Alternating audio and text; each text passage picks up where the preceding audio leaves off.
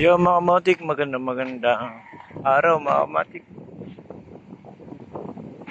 So ngayon malakas ang hangin mga kamatik dahil sa may bagyo na naman na darating. Ngayon nandito tayo sa tabing dagat mga kamatik kasi meron akong nakita yung aso ng anak mga kamatik na 3. Kaya nandito sa tabing dagat magkahiwalay. Inipon ko na lang siya mga kamatik para hindi mahiwalay. Sa ngayon, ang matik mukhang hindi pa kumakain yung nanay. Bumili ako ng 4 na monay mga matik para ipakain ko doon sa nanay mga matik para meron namang madedede yung anak niya mga matik.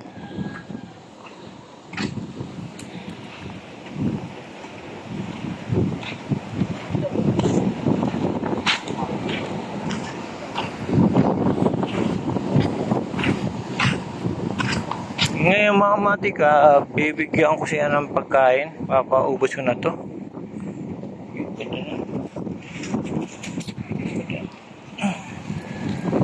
Papaubos ko na to mga matik. Dahil sa walang kinain yata yung nanay mga matik.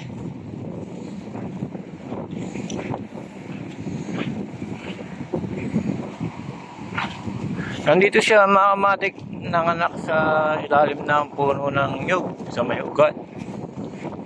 Ngayon mga kamatik, iba kasi taga Bicol, binabato nila yung aso. Siyempre pagka tinamaan yan, masasaktan din yan. Lahat tayo nabubuhay dito mga kamatik, lahat din tayo mamamatay din dito.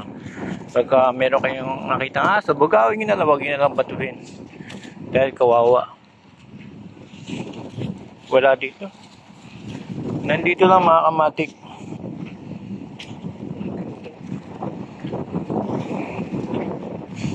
Ayan mga kamatik. Dito ko siya nakita yung isang tuta. Ay isa doon. Ayan mga kamatik. Tapos yung isa doon. Kalat-kalat mga kamatik. Ito na yung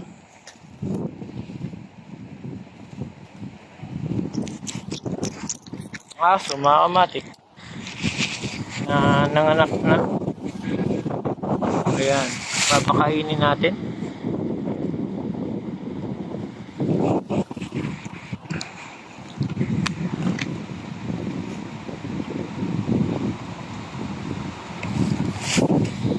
Dahil kawawa naman mga kamatik kasi once na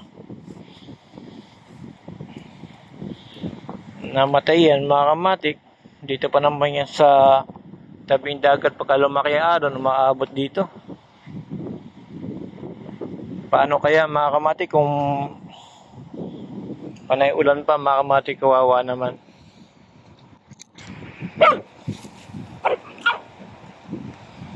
Ayun yung kanyang anak mga kamatik.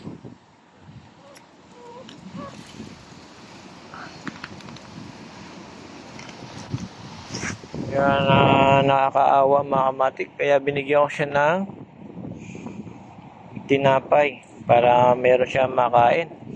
Binili ko mga kamatik, kalagang 20 lang. Ito, monay. Kasi yun lang kaya natin ibigay sa kanya. Ayan mga kamatik.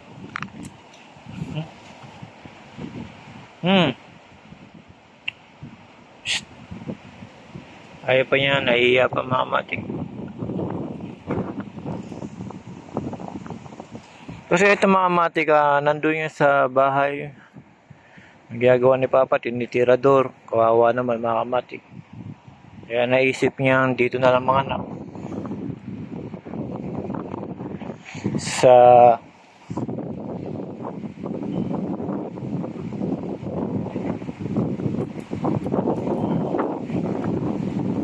ilalim ng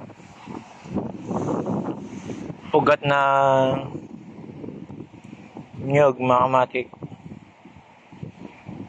Kaya ito, binigyan ko siya ng 4 mga kamatik na tinapay. Lalagay ko na lang dito para meron siyang makain mga kamatik pagka siya nagugutom. Kasi kawawa talaga.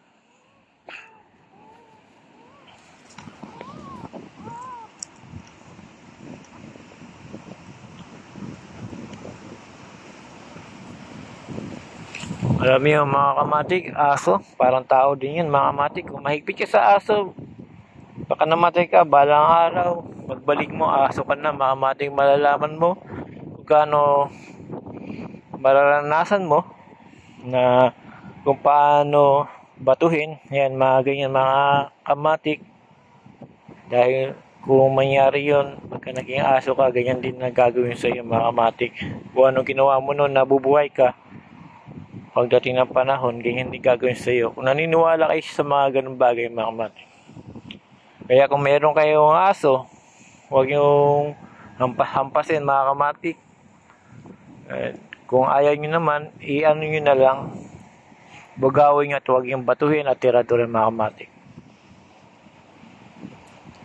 Yun mga kamatik, hanggang dito na lang si Kamatik. Pinakita ko lang sa inyo yung nanganak na aso na nakita ko, kalat-kalat yung kanyang aso. Yung kanyang tuta mga kamatik. Kalat, magkakahiwalay, parang gusto niyang ipaanod na lang. Kaya tinipon ko na lang siya dito sa ilalim mga kamatik at binigyan ko siya ng tinapay.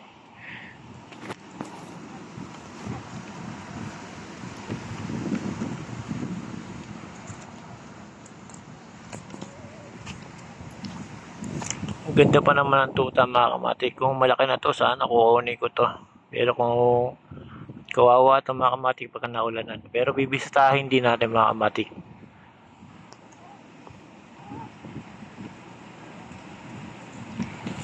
Yung mga kamatik, hanggang dito na lang mga kamatik. Salamat sa panonood. Tandaan mga kamatik, kung may alaga ka, alagaan mo. Huwag mo batuhin, apihin mga kamatik. Para din tao yan. Salamat mga kamatik.